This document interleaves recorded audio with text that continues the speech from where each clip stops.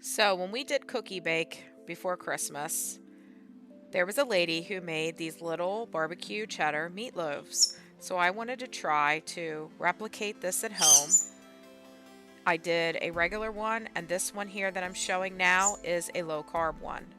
I sauteed up onions. This is for both of them. I'm going to split this in half.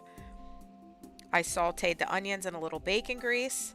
I am going to use a 93% lean grass-fed beef.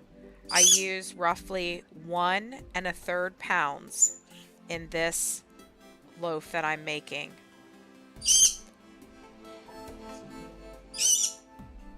I'm going to basically go by what a lot of people say, measure with my heart. This is just how I have always pretty much cooked. I started cooking when I was young, and we had a family of 7. I was the oldest of 5 kids. I cooked pretty often, so that's where it all started. To that 1 1/3 pounds of meat, I'm going to add 1 egg. I'm adding some Redmond's real salt. I am going to add some pepper, which I accidentally put a little bit too much. So I take the spoon and I remove some of it, and I'll just put that into the next meatloaf, which is the regular meatloaf. I'm going to use the same bowl to put it in, but that's going to be in its own separate video to try to keep any confusion from happening.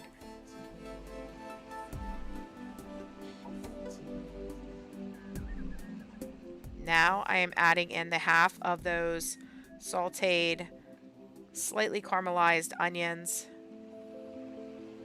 Maybe not quite half. I also added in cheddar cheese that I cubed up. I'm going to add some parsley.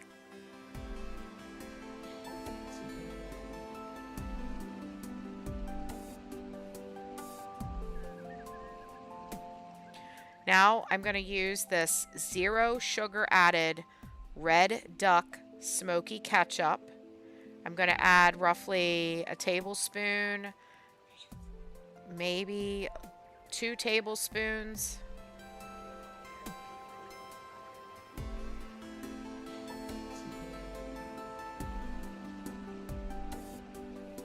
It's pretty thick.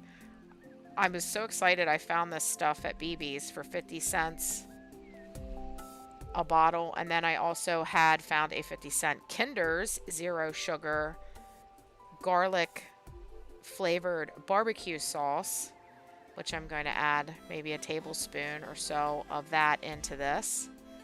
And now I'm going to use my almond flour, and I just kind of pour it into my hand, and I do 2 of those, which I'm thinking that's somewhere between 1/3 to maybe half a cup. Something about that much, I'm not exactly sure. And then I'm going to just use my hands, and I'm going to mix it up very thoroughly. I'm going to try to evenly distribute the chunks of the cheddar cheese as much as I can. And then I will put that into my loaf pan and press that out. I have my oven preheating at 400 degrees. I bake this for maybe 30 minutes or until it's done. My oven's really old, so it might not be up to what a new oven would do. I always just try to keep an eye, but I sometimes do mess up even with cooking for so long. I take some of that sugar-free Kinder's barbecue and I put some on top, use my spatula to spread it around, and then I'm going to put that in the oven and bake it. This is what it looked like when it came out of the oven. It was very delicious, and I've since made it again. This was in the beginning of January that I made this.